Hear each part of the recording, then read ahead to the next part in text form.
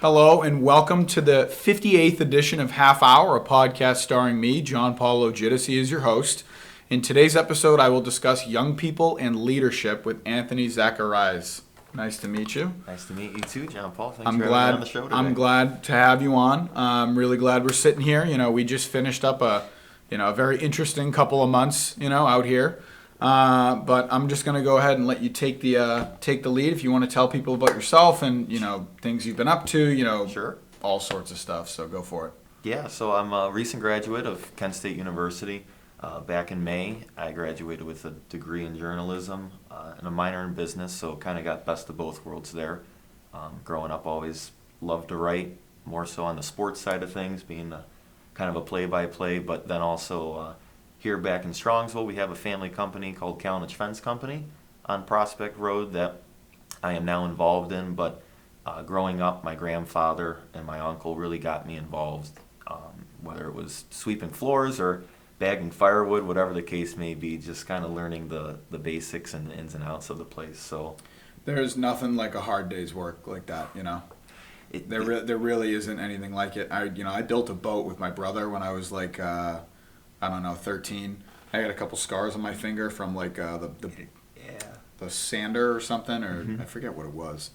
But I have a lot of respect for people that spent years doing like getting their hands dirty, Right. That is such an important trait. Especially in the topic we're going to discuss today. It is so important to me that people really have that grit and they get their hands dirty. I think it's very important. Yeah, and there's been some employees throughout the years that they come and on their first day, it's by our first break time, which is like 9:30, that they leave for the day and then you never see them again because they don't want to do that type of work. So it is, as you said, it's a hard day of work at the fence company. We mass manufacture snow and sand fence, and we're the world's largest in that category. So it's a big responsibility, and with the clientele that we do have, got to make sure that we can get everything out on time, and it's looking good. No, and I bet it is again, like, tremendous respect. As a kid, I did, a little bit of like, I raked the leaves. I helped my father around the house. Right. He always had a project going. As most dads do, I feel. Right. Like, I remember we had like a sunroom attached to like the side of my house, and I remember one day we took the thing apart, and it took all day, and like my hands were like black by the end of it, like the soot from the way it was like sitting together, and like there was like a do you know the bristles that kind of like come together when I might be talking like crazy right now, but like the plastic sunroom slats would like connect together, Yeah. and they had these and like the bristles up, like they were dirty in there, that's why. But you said you went to Kent State. Yep. I know that obviously what happened, under the Nixon administration? Correct, yeah. Kent State massacre, right? May 4th, 1970. So I'm guessing that's a very like thing that people talk about a lot, right, on campus, or is it kind of? No, in Kent State, they really do a good job of keeping the historical spirit alive and respecting, those that did lose their lives on that day, and kind of just the overall significance of what that day meant during that time frame. So it was my freshman year, and you had kind of your first year class. One of the classes was actually going to, we have a May 4th gallery at the university, so it was going and exploring that and just ultimately learning more about it, knowing where, who came before you. Yeah, I mean, it's very tragic what happened, It is so interesting that I don't think this has happened at a lot of colleges. I don't think so. I mean, and that was a very tense time, similar to the times we're living in now. But I suppose I'm glad it's not that tense. Right. But what made you choose Kent? What was the impetus for you to go there? Yeah, I mean, there were a few things. More of that it was close to home in Strongsville here, 45 minutes or so on the turnpike, and you're back home or you're back at school. So that kind of convenience really helps seal the deal. But as I said earlier, I was a journalism major and loved writing, and Kent really does have a phenomenal and rewarding program that learned so much from, and just the opportunities alone really, I think, helped take me to the next level, as a journalist and writer, but also just as a person overall. I think it's so important that we have people, in this field, especially now. It is such a punishing field, with everything that's going on. Both sides of the political aisle have very tense opinions about journalism, and a lot of it's warranted. A lot of it's not. I think that this country could use more honest, hardworking journalists. I read a few things that you've done, and I know you do a brilliant job. Thank you. So I think it's great, and I always like to think I was a good writer too. I was pretty horrible at math. I remember I kept failing the MCAS, Strengths and weaknesses. Or needs improvement. I remember I met one of my best friends in one of these after school program math classes, because I had such a hard time. But the writing always came very naturally to me, and history, things like that.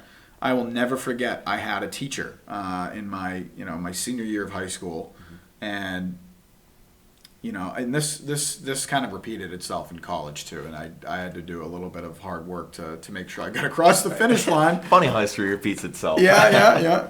Or they, what they say is that it rhymes. It rhymes. One of my friends told me that. But I had this big paper I had to write, and I screwed up the formatting. And I remember I went up to her and I said, I have no clue what I'm doing. She sat me down and she was like, okay, let's figure this out, and she was one of the best teachers I ever had for that reason. I remember I went home and I wrote for 9 hours from 3 p.m. to 12 a.m. I just stayed in my room and I typed out this paper and I brought it in, and, she thought I did a great job. Obviously punching out an entire paper in 9 hours is not the best idea. Impressive nonetheless, I feel, if you can get that done. Right. Yeah. And that was in high school, and in college I remember, something similar happened, but I didn't get away so easily that time, and I had to really, and it was a good lesson for me. It was like you have to, do things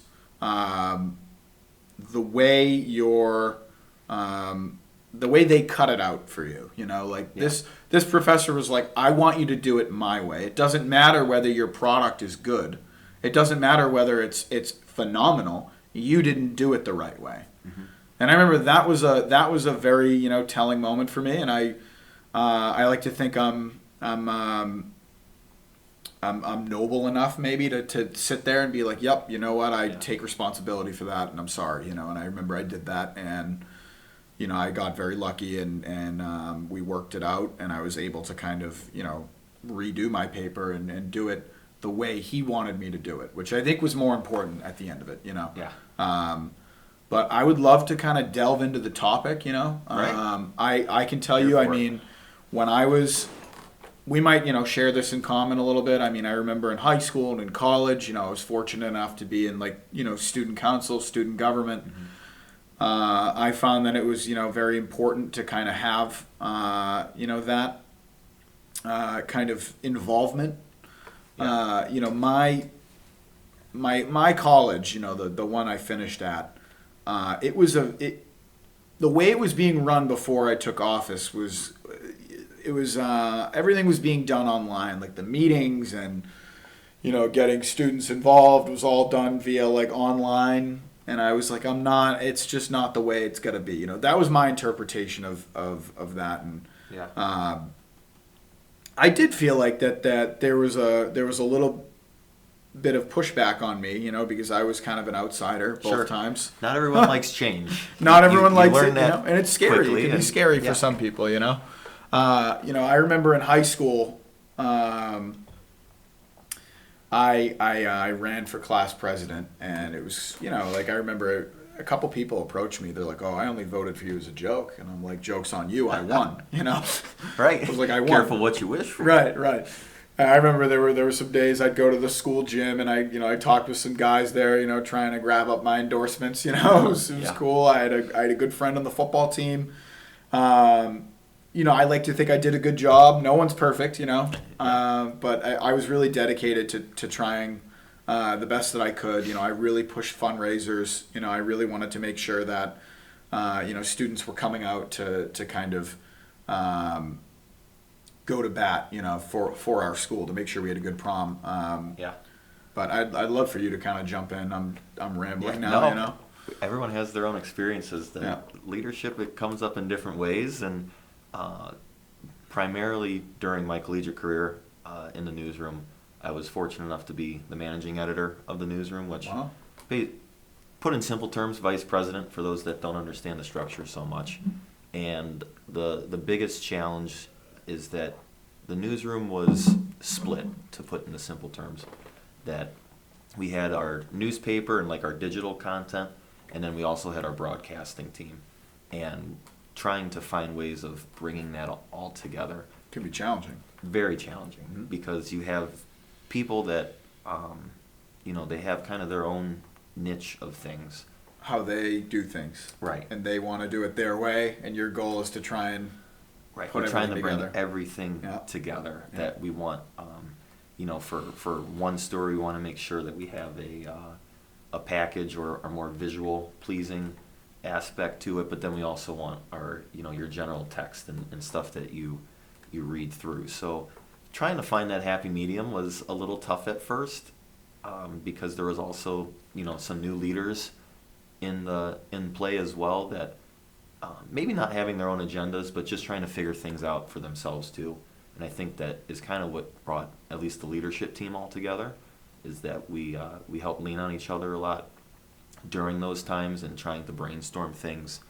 And at the end of the day, I'd like to say I did a pretty good job with it. We were able to bring a lot more content together, and just the overall scheduling of things and which reporters were going where. Everything just seemed way more cohesive than before. What was a time or a story that stuck out to you? Like, what was like a big, story, like even specifically, like what was something that was... Now, is this reporting on like university news, or is it more just like regional news or even national news? Is it like what was the breadth of the... Yeah. For the most part, it was more university, more Kent State news, but we also covered a lot of the city of Kent itself, and then a little bit within Portage County. But our primary target audience was, Kent State and the university. You asked about an example of it. We had Kyle Rittenhouse come to campus back in April, and a pretty controversial figure that everyone can have their opinion on. And the way how Kent State and a lot of the students are, they really disapproved of Rittenhouse coming to campus. And I remember I was the one to write the story when the news broke that I believe it was Turning Point USA that brought Rittenhouse in, and we wanted to make sure we had a story out there, as this is pretty breaking news, and wanted to make sure that our readers were going to be aware of it and kind of what the overall setup and dynamics of it was. So I remember that first story, we got it published, and of course my name attached to it being the writer, and the comments. And it was about, so the story itself was about Rittenhouse coming to campus. Solely that. It was and like what the day was like, what maybe he did. I'm sure he did like a little speech, like a little. Well, not even the day of. It was just us. It was when they first announced that he was going to come to campus. That it was like weeks, it was the announcement. It was weeks prior, and right there, just people, things tearing you up, blew up. Really, that everyone had their own comments. Did people come after you specifically, or was it just like a couple comments on social media were directed towards me, and stuff that I won't necessarily repeat, but they were not pleased with some of the language or vocabulary behind it. And as journalists, you try to stay objective. That's the goal, and now it's not like that, unfortunately. A lot of journalism is very would I say subjective? Would that be the right word? I think, I don't think it's fair when you're just simply reporting on what is going on, Right. And I think it's great because the journalism can be very honest at that level, like a college level. You know, that's your breadth, right? So it's like you are looking just at the college, and like the surrounding county, you know, things like that, and in the city of Kent or town. I think that this provides a tremendous opportunity for people to kind of develop their skills in like a kind of a test tube. Oh yeah, and absolutely. It's not fair that people are going to come at you for just simply reporting the news, giving the facts of it all. Yeah, it's very unfortunate. You know, I've had my fair share of comments. You know, I do this. You know, luckily, you know, everything's been very supportive so far. Sure. That's great. Yeah, I think it's great. You know, I again, like, it's not the most formal setup. You know, I've said this in a few episodes. People, you know, if there's any dedicated fans, they're probably going to get sick of me telling people this over and over again. But I kind of like this because it's very, like, impromptu. I put the laptop on the table. I prop up my father's legendary microphone from when he did, like, voice recordings. Right? And it's like he made this mount here, like this little, like, grate. Yeah. It's not professional by any means, but I think it really speaks to how, you know, I wanted this to be an honest, open platform. And, like, there's no editing. You know, I very rarely, I remember one time I was in a library and they were like, "Oh, we're closing." And I was like, "Oh, come on. Like, can I have 15 more minutes?" And they were like, "No." And I was like, "Okay." So I stopped it, and then we finished it outside, and it was, like, bitterly cold. Yeah. And so that was the only time I really, like, spliced it. That was it, you know. But I guess the point I'm trying to make is maybe this could be an example of even leadership, because I remember people were telling me, you know, you need to do it this way, you need to do it that way, you know. Family members, which I take their opinions not personally, you know. They're just trying to be constructive. Yeah. I know my family wants what's best for me, but I've had people in my family, my friends, you know, just colleagues, etc. They're like, "You should do it this way or this way," and in life, you kind of got to be stubborn about a few things, you know. Sure. And I think that's you have to what put your foot down. Yeah, and it's like, what hill do you choose to die on? You know, like what do you choose? Which battles do you choose to fight? You know, and I think that is a very that is an example of, like, no, I think this is right, you know, and, like, this is the way I want to do it, and that's you know, that's leadership in a lot of ways, you know, and it can be all for good and all for naught, you know. Take it for what it's worth. That's what I mean, you know. And the big thing, you know, with the whole Rittenhouse story and in that situation, you know, we had a lot of staff members that either you know, had their own opinion to share, or they weren't comfortable with the day that was to come. So it was also trying to really, it was true leadership from many people to put together the staff that we did, and to have all the necessary reporters for the day. So you wouldn't call this a crisis, but it was kind of like a tense moment. Yeah. And you said you were in one of the higher echelons there. How did you personally have a hand in kind of not only holding everything together, but being that strong figure, you know, in a time of uncertainty? Right. And the biggest thing from what I remember, and that I really hammered home, is I told a lot of the reporters, photographers, our social media team that went out, I'll be there with you guys. That, you know, and there were, I think, 3 or 4 other leadership, you know, people there as well, that we were able to be with them there in the case of any emergency, that we were kind of their eyes, so that they were able to do their job without worrying about any of their surroundings coming in on them, that we were the ones there to help provide them with those eyes and, you know, pull them out in the case of if something goes south. That's so important. It's so important to be, I'm there with you.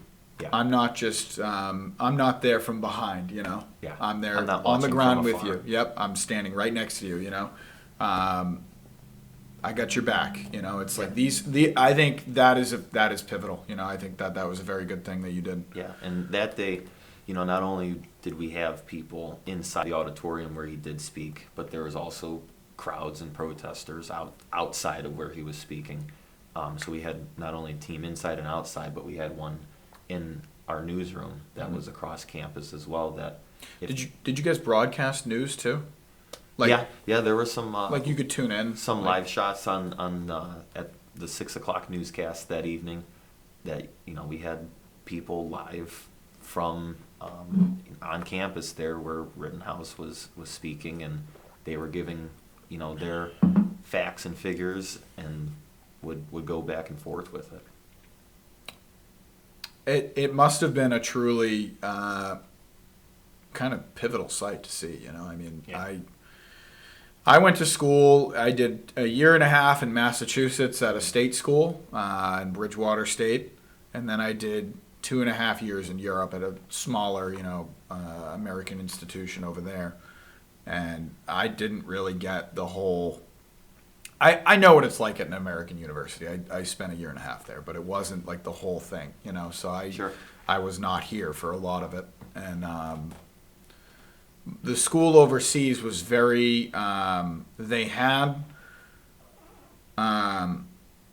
They didn't have a lot of like extra, So for example, that's a pretty well established club, or it was a club, right? Organization. Organization, yeah. So my school didn't. My school was very much like we have classes. And they had some sports teams that would, they'd compete like intramurally, and sometimes they would compete with other schools and such. I'm not really a big sports guy, I gotta be honest, guys. So I remember right. Maybe I would have been a better president if I showed up to some of the sports games once in a while, but I was really focused on kind of maintaining a great foundation for the student council, because that was kind of the big thing there, So in high school for you, did you do any leadership kind of things there? I know you said you were involved with your grandfather's company, Yep. And I'm sure that even from a young age you were kind of you had some weight on your shoulders, I'm assuming, right? Like they were like, oh, can you take care of this?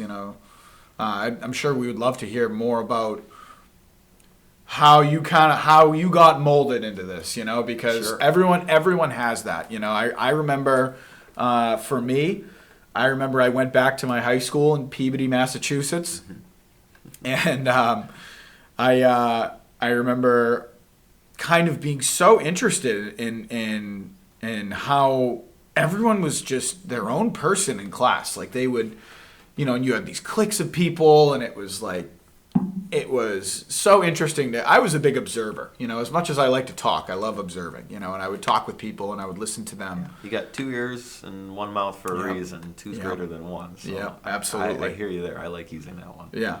So yeah, go if you want to develop Yeah. it, Well, high school wasn't as active within a lot of clubs. I had a smaller group of friends, but the big thing that I really took away was my years of playing baseball. And that's where I was my senior year. I was named, the varsity captain. And, all right, okay. Yeah. All right. There's leading into that season during tryouts. My head coach told me that I was the last one to make the team, 24 of 24, and that I went home crying that day, in all honesty, because I just felt defeated, and I only let that day feel like true defeat, though, and moving on then. It was just, all right, we got to get to work. Got to get back up. Yeah, you have to get back up, and got to get to 23. Got to get so kind of that mentality, and eventually we got to a point in the season that we needed to have captains. That the coach said, yeah, we're going to vote on captains, and the votes for me were doubled compared to the next guy, and he came out, I remember, from his coach's office and said, I'm not surprised who got it. I'm just shocked the landslide by how it was. And I wasn't know what he was getting at. And when he said my name, it felt so rewarding that there was a group of guys around me that not only trusted me, but they knew what I wanted to do, and they knew the dynamics of how I worked with the rest of the team. So I think, so when you said you were 24 out of 24, you were basically the last selected. Basically the last pick. And yet they all picked you as their captain. Mm-hmm. That, in a way, I think mentally that works very much into your favor, because these people are saying, hey, he might not be the best player on the team, right? But he's got the mindset to lead us, So it's like you were able to have that, and that is a fantastic thing, and hey, you know what? I love the attitude of like, you get knocked down, you got to get back up. It's all about how you get back up. And you know what? I said this to people. I remember I had a friend that was, distended about his job and about, where his life is going. And I was like, at the end of the day, no one's coming to save you. Right. No one's coming for you. You have to do this for you. You have to do this for you. You have to keep fighting. You have to, you got to get back up. There were so many times where I felt maybe how you felt, where it's like, hey, you know what? There were a lot of times in school I was the last one to get picked to play dodgeball. Right? Yeah. Yeah. It was I had that a lot. You do, and the way that system is set up, that the picking and choosing, I guess. Like, if you are one of those last picks, you choose. Do you want to stay being that last pick, or would you rather just go ahead and keep going up the charts there? So that was really my mindset behind that. I think another thing that maybe we share this in common. I like to think we both have done like a lot of these leadership things and had that experience. There's always going to be someone smarter than you, someone faster than you, someone who hits the ball further, right. All these things, but it's about what's up here, because you can have all those things going on, but again, the only person you really should compare yourself to is yourself yesterday. Yeah. And comparison is a thief. It was my high school commencement that I forget whichever speaker or school official it was that said it, but they said that comparison is a thief, and that stuck with me. And I knew during college then, as a new transition, a new chapter of life, that everyone else is doing their own things. Mm-hmm. Don't let that get in your way of what you're trying to do. And even if you are a little lost about it or unsure about it, that best time to jump into the water is when you don't really want to, right? Because you don't know what may come out of it then. So, you mentioned about the family business as well, and during high school, kind of got started learning, some of the ins and outs, more on the manufacturing side of it, and being in the back with the guys, and the appreciation that I hope a lot of the employees now, they were around for many years now too. A lot of the staff that we do have today, that they know I've kind of been brought up through the rankings, starting where they're at, and running the machines and doing the maintenance work, and loading the trucks, whatnot. So I feel that really plays into my favor, and it's something that I love to do. Like, it doesn't feel like a job at all, that being able to wake up every morning and go to work with the group of guys that we do have there. It's fun. Like, it's weird to say that working is fun, but that's just how I feel about it. Oh, I mean, I think if you're doing the right thing, you never work a day in your life, and right. that was another saying I heard. I think work is so important for the development of someone, especially at a young age. Now, for example, I think that work can take a lot of different forms. Mm-hmm. Some of it's very productive.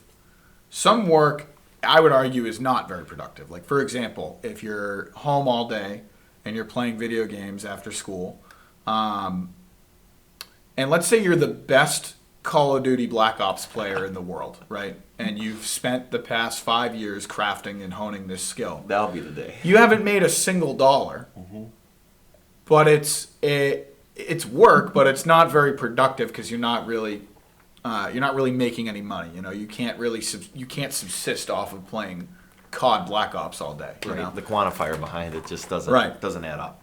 So but I will say that there is a place for like working towards something that you have a goal set for, mm-hmm. As well as working a job. I think people should be doing both.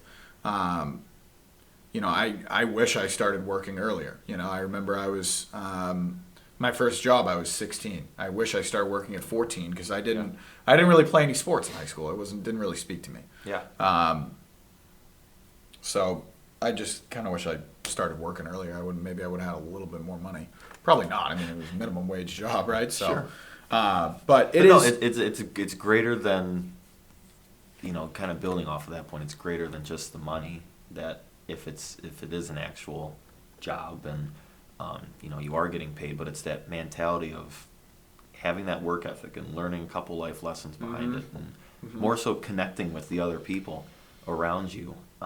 Hopefully ones that can at least be a little bit of an alliance. That you go to work every day and you have that person to lean on or ask questions to. That's a big takeaway from it all. People, I think would really benefit from, having a mindset of you have to work as hard as you can for your own future. Maybe in the job you're doing now, if you kind of train your brain to be like, I'm going to do the best that I can do. I remember my grandmother, she was a big pivotal influence in my life. I remember we would talk and I would joke around. I'd be like, oh, I'm going to work doing this job or this job. And like, maybe they're not the most glamorous things, I said to her, the jobs. Right. She was like, well, you better be the best damn X, Y, or Z there is, you know? And that kind of molded me a little bit. I remember thinking to myself, you really have to do the best that you can. I probably, again, I've mentioned this a few times, but one of my favorite movies is Darkest Hour. Okay. It's from like 2015. It's about Winston Churchill and how he became prime minister, and like during the time of war when the Axis forces were sweeping through Western Europe, and all of the British expeditionary forces were trapped in Dunkirk, in France, and they eventually got them out. Churchill was a very creative person, and he was able to figure a way out using civilian boats to kind of evacuate the thousands and thousands and thousands of men that were there. But the point I'm getting to is that he gave a speech in Parliament. In the movie, they dramatized it, but the words are largely the same. He said, we will go on until the end, until it's over, It's not over till it's over. So that's why, you have to keep your foot on the gas, no matter what it is. Because I'm sure everyone had dreams, and they still have them. And some people, they give up on them. And they kind of relegate themselves to whatever they're doing, And I always say, you should be doing what you gotta make sure you have you can live, you have enough money to live, you gotta work, obviously, but you should always have something on the side that you're improving. I've been learning Spanish, like I'll use Duolingo and I'll have my streak going, and I've been doing that, and no one's perfect, but I would really just encourage people, as someone who I like to think that, my peers elected me as class president and then student body president, that this happened twice, high school and in college. I like to think that I was offering some kind of worldview that I think people could look to and say, you know what, he might have a point. He might, right. This kid might actually be saying something, Right. And there were many times where I would speak to people who were a lot older than me. And, a lot of times I was met with like an embrace. Like it was like, wow, you're doing such a good job.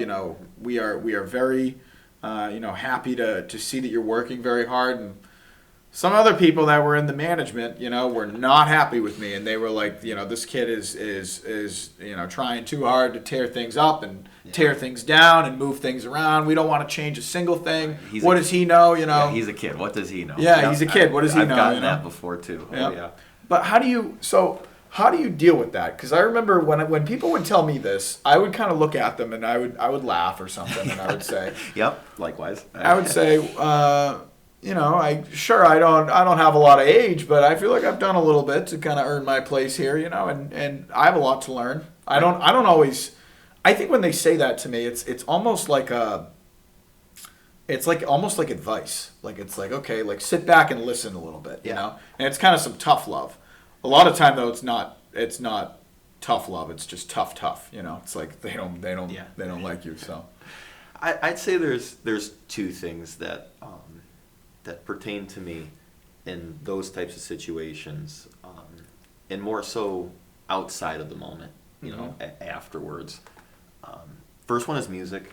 Yep. That Okay.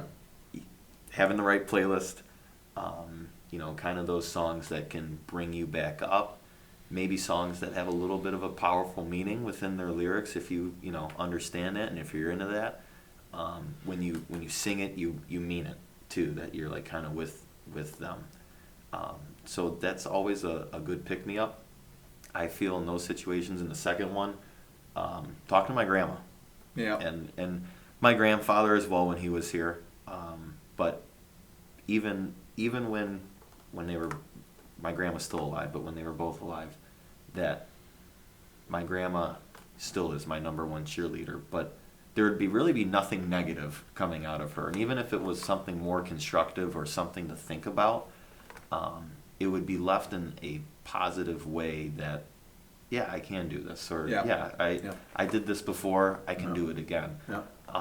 So it's I guess, moral of that story is finding the right people to put around you that... These people know so much, you know. Like my grandmother always says, you got to eat, sleep, and breathe it. That's it. That's all you got to do, you know. And these people, they know so much. They're looking out for you. I remember as a kid, I would go and when my grandparents were both alive, you know. My grandfather's still alive. My grandmother's since passed, but they lived next door. And I would just, you know, after school, I'd like walk in there and I'd be like, "So, this is what happened at school today." And then they would listen to my 8-year-old drivel about, you know, like the problems of the world from an 8-year-old. Like my markers and like how the teacher said something to me or whatever. And but you know, I got a lot of life lessons out of them, you know, and they really would like would encourage me, and you know, I think that maybe I'm guessing we share that in common too, where it's like, you know, listening. These people, they know a lot, you know, and it is just one of those things. I know we're kind of, you know, we're nearing the end here. Sure. I don't know if you want to leave a message to people, or, you know, if there's anything else you want to talk about before we kind of, you know, wrap it up. I mean, kind of just basing off the last point that I made, you know, with my grandmother, is just finding the right people that will value, that it can really bring your spirits up and change your attitude. There's a saying, I believe his name is Zig Ziglar. I apologize for those listening and watching if I pronounce that wrong, but an author or a researcher, I don't know too much about him, but just his one saying has stuck with me. It's not your altitude, it's your attitude that will determine your altitude. That, you know, it's not your physical attributes.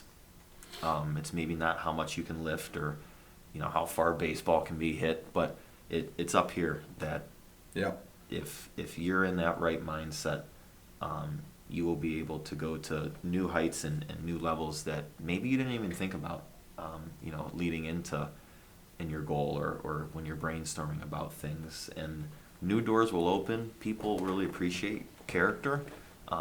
They appreciate a good work ethic that they can rally behind somebody. Oh my goodness, that is half of it, you know. The work ethic, you know. Right. You know, and I guess that's a message, you know, from two people that maybe, you know, have been involved in this kind of leadership stuff. You know, just keep fighting, work hard. That was a good one. You know, it's your attitude, not your altitude. You know, and I think that's key.